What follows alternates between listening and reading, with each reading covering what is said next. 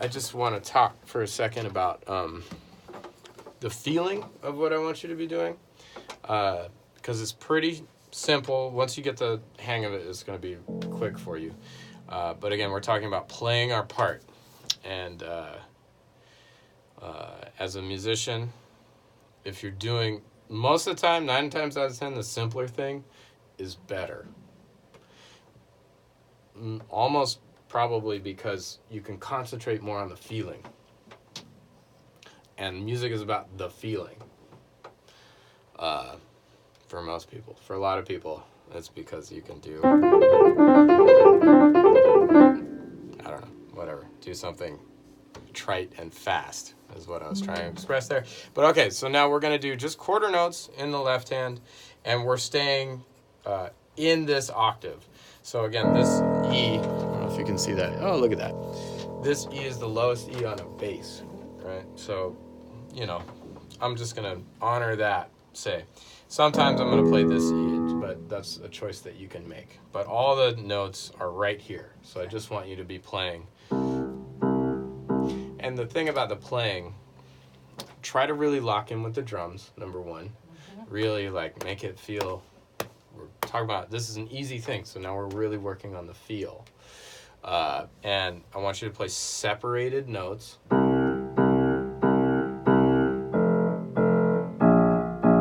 So there's a space between the notes, so they're defined, they're articulated.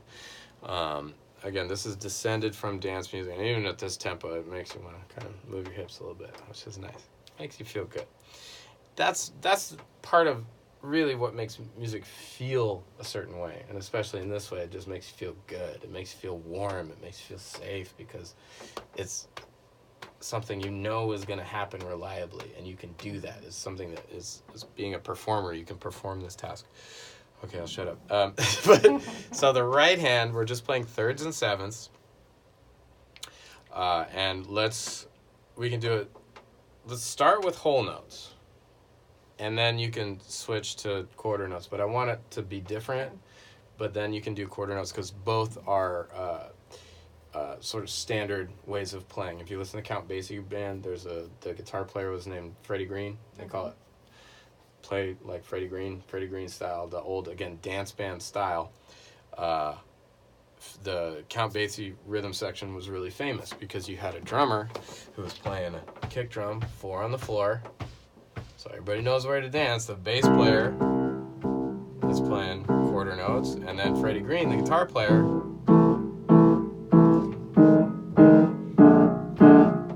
it's really powerful. If you're doing that, you can build a whole world on top of it of textures and instruments and melodies and chord changes, but everybody's still gonna dance.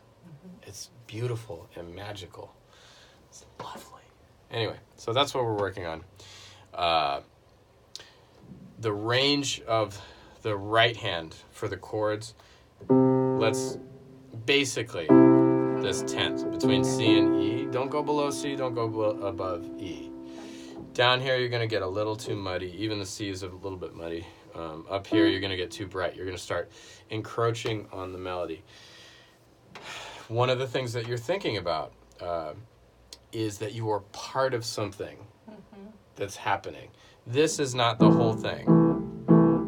So when you get to some of these chords that are a little bit dissonant and weird, when you're playing it by themselves, sorry, I'm supposed to be playing whole notes here, that might not sound maybe the best by themselves. In context, you're getting a phone call, in context are going to sound correct. They're going to support the melody. So when you're able to do this and you can open your ears a little bit more to, and you should be able to do that now that you can play the melody, then you're going to hear how these decisions that you're making affect the whole. So I'm going to shut up and play it now. 2, 3, 4.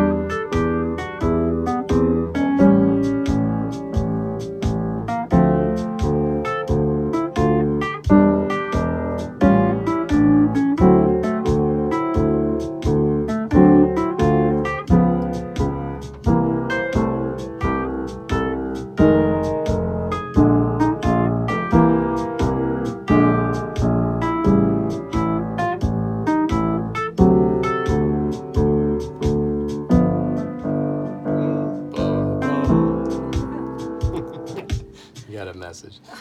Oops. Okay, so just a couple of things I want you to notice. I wasn't playing because it's not about me. I am the support. I'm the pedestal for this beautiful thing on top of me, right? I'm supporting this. So, especially when you get down here, these kind of like, if I just was to play this chord, it's kind of this weird, dark, kind of dissonant thing. But in context, it's not like you even hear those notes so much in the context of everything that's going on, but you feel it. If it's not there, you really notice. But it's part of learning how to be that middle part. The middle part's just sort of when you're composing or arranging. Basically, what you do, you have a nice bass line. So the bass line is going to be a little bit more emphasized than the middle. You have a nice bass line, a nice melody, and the middle is just what you need to support that. So everything that happens in the middle is dependent on the other stuff. In our scenario, everything is pretty defined. I mean, you're playing in this region here, and this is down there. So most of the questions are answered. But these are the things I want you to be thinking about. You know, the reason I'm not playing the chords up here is because that's where the melody's happening. And the reason I'm not playing it down here, obviously, it's muddy.